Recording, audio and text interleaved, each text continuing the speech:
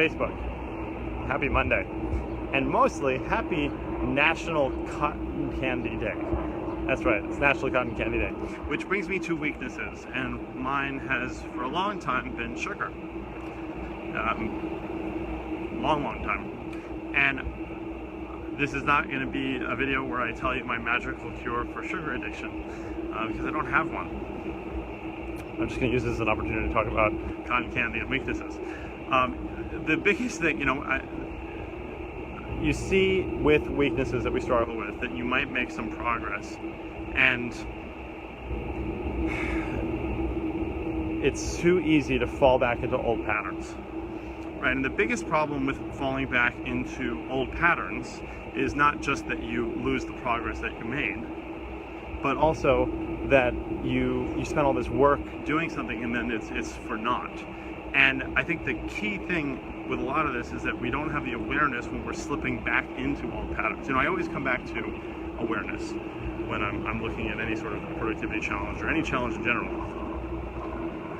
And, take sugar, for example. It's really easy to go a couple weeks maybe without having any sugar, and then one day, something stressful happens or something gets challenging, and you're like, oh, I'll just have this one, I've been so good. And you don't think about, even in the moment, you're making an excuse to yourself. It's like a micro justification. And then you do it, and it's mindless, and it doesn't even give you the actual reward that you want, and then you just end up feeling bad about it, basically. Now, we see this in all sorts of things in business as well. I'll tell you, in business, I think one of my biggest weaknesses, believe it or not, is communication.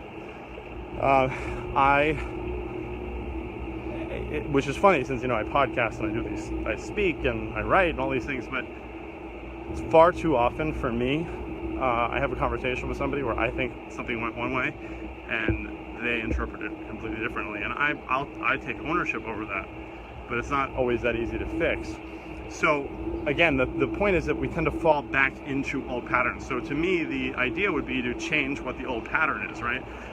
Change the set point.